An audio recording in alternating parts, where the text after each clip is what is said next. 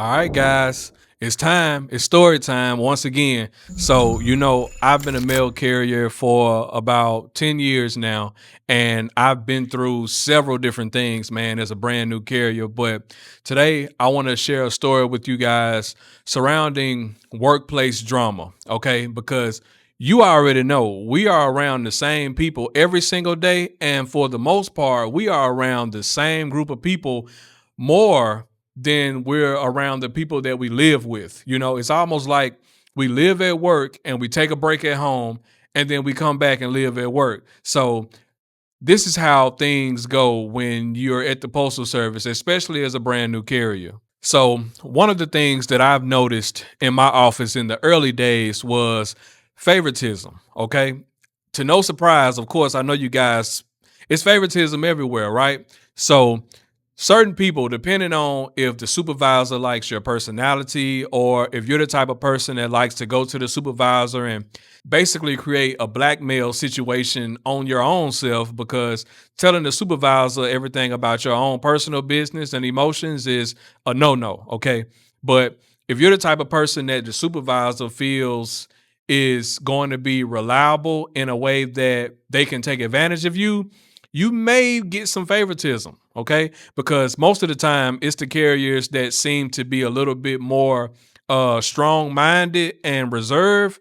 The supervisors usually try to work them as hard as possible, okay? So that could be information that could help you depending on who you are, or something that you need to be aware of, okay? So I've experienced favoritism because when I came in, I was not a talkative person.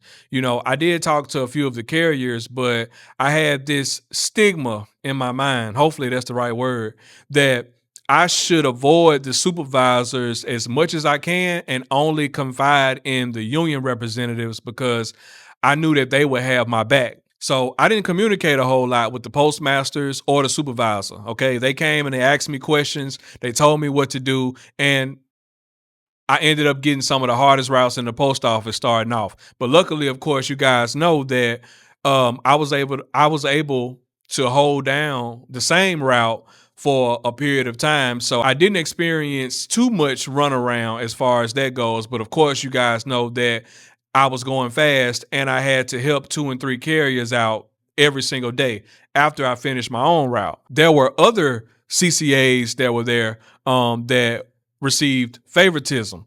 They came in on riding routes. They started their CCA journey as a riding carrier and running senior routes, which was kind of ironic to me because I didn't know exactly what was going on in the beginning stages. But then when I realized that the carriers that were brand new, like me, they were on routes that were riding routes, box to box, and they didn't have to get out and walk. I was like, I wonder how that works.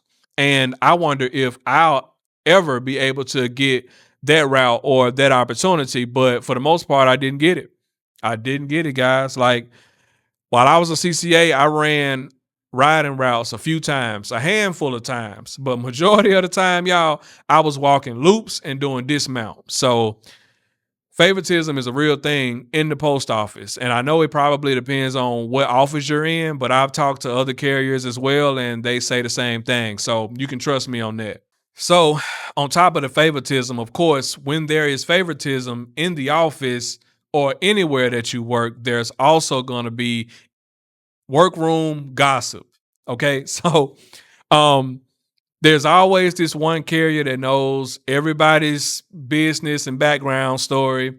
There's always going to be this one carrier that is very reluctant and is ready to fight everybody in the office. So don't say the wrong thing to that person because they'll pull the gun out on you. Um, and there's also always going to be that carrier that is like a teacher's pet to the supervisor.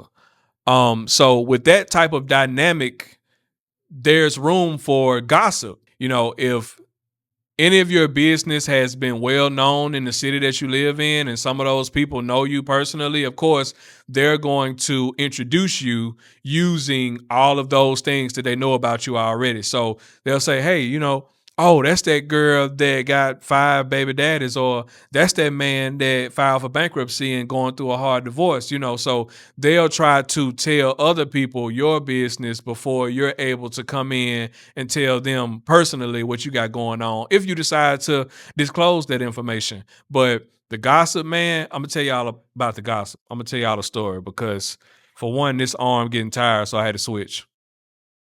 There was an older carrier in my office. For the purposes of privacy, I'm just gonna say his name was Justin. So Justin is an older man, a handsome older man at that too. So I never thought I would have this problem with him. But anyway, Justin, I started to run Justin's route, and during the holidays, there was a check in the mailbox. Now y'all know we're not supposed to take mail. We're not supposed to take money off the street, but I did it anyway. I didn't know no better. So it was a check in the mailbox, and it said "Merry Christmas, mail carrier." So I was like, "Oh wow, that was so nice," and it was a blank check. So I put my name on it, went and cashed it, had a good day. Okay, paid for my lunch. Basically, it wasn't that much. So the regular carrier on that route, he found out that I had taken that check out of the mailbox because the resident, asked him if he had received it, and he said no. So he knew that I was on the route, and I didn't say nothing to him about it. I didn't know that I was supposed to tell him that I got a check in the mail on his route, but I learned that lesson. So instead of him coming to me, he decided to spread rumors about me behind my back. So basically, out of nowhere, I became the biggest drug dealer in the post office in my city.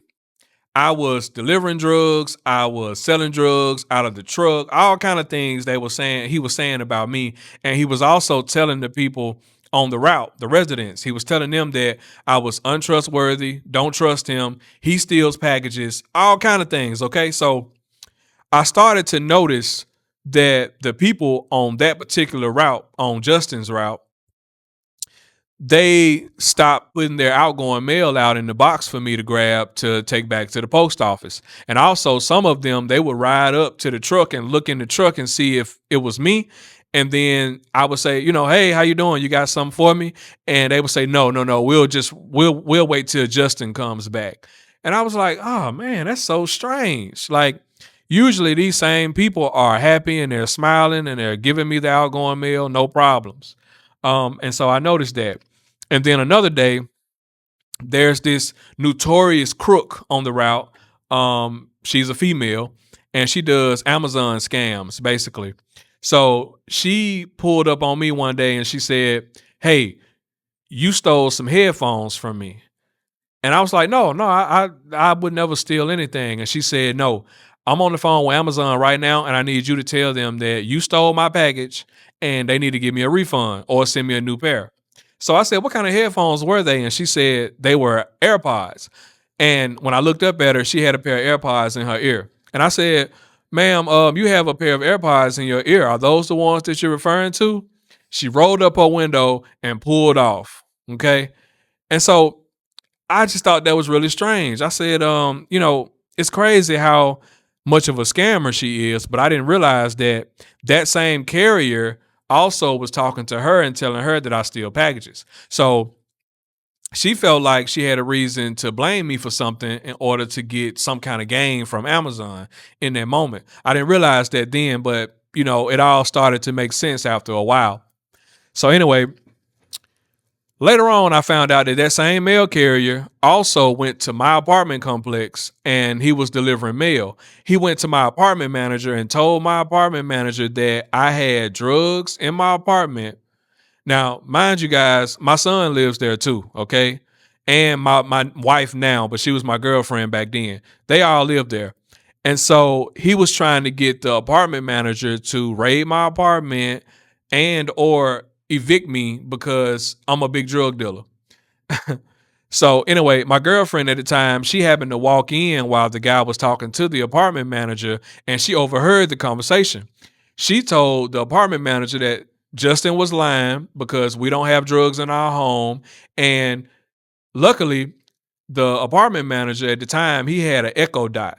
So he recorded the whole conversation when the guy walked in because me and that apartment manager were pretty much best friends. So he was shocked when he heard the things that the guy was saying, that Justin was saying, and he pressed the button and somehow he was able to record the conversation with the Echo Dot or Alexa or whatever he had. So he had the information. And so he played the tape back to my girlfriend and let her hear it. And my girlfriend basically told me the story. And so I was like, wow, Justin, he's out to get me for some reason. And so I ain't gonna lie, y'all. That day I was immature because I was ready to beat that old man up. Okay. Seriously. So well, I called the postmaster at the time. It was a black guy at the time, and he was like, calm down, calm down. It's gonna be okay. And I was like, nah, man, it ain't gonna be okay. That guy trying to get me put out of my apartment. He trying to get me evicted. He trying to get me fired from my job. Like, if I see him when I get back to the post office, it's up. Okay, so don't do that. That's not the right thing to do. Okay, don't do that. I was immature and very young too. I was in my early 20s. So anyway, I made it back to the post office and I seen the guy. And I immediately got out of the truck. I didn't even unload my truck. I got out, walked in behind him, and I called him out. I said, "Hey, Justin, listen, bro, you lying about my life and what's going on in my life. I'm not a drug dealer. Stop playing with me." And he said, "Sorry, y'all." He said, "You better get out of my face before I do something to you." Oh man, y'all. And I this is in the past. Okay, I'm not this kind of person no more. But I pushed him real hard, really hard. Like I could have knocked his dentures out. Okay, pushed him real hard, and I was about to go ahead and give him one. But the postmaster came, he grabbed me, snatched me up, and he carried me back to the office. And he was like, "Man, if you would have put your hands on that man, you would have been fired, and he would have been okay." So that's how it works. And so I learned my lesson from that. Me and that guy, we still don't talk to this day. We just walk right around each other. But we have to work together. And I see him more than I see my wife, okay? Every single day. So that was rough. So anyway, back to workroom drama. Another thing that you may experience is now the post office, I know my first impression before I got there, it was somewhat like a military style environment. But honestly, it's more like your high school classroom environment, okay? And when I say that, I mean popular kids, kids that cause, a lot of conflict with each other, kids that like to fight, uh teachers' pets, all of that is within the postal service at the post office. You're going to experience people having groups that they're in. Like in high school, you might have had like cool kid group, the gothic kid group, the nerd group, the group that are stoners and they smoke and do drugs all day. That element exists in the post office. I know that's strange, but it's the absolute truth, okay? All the carriers that know what I'm talking about, y'all comment below, tell me y'all stories. I want to hear them. Anyway, within those groups, you're going to find yourself being a part of one of those groups, okay? When you realize that you are a part of one of those groups, make sure you get out of those groups, okay? Don't be in a group. Be solo if you got to be. Or you can be one of those guys or girls that float around and just communicate with everybody, but don't associate yourself with a particular group of people. I'm telling you that because that's where the drama comes in. The gothics don't like the smart kids. The smart kids don't like the stoners. Like, you don't want to be involved in that.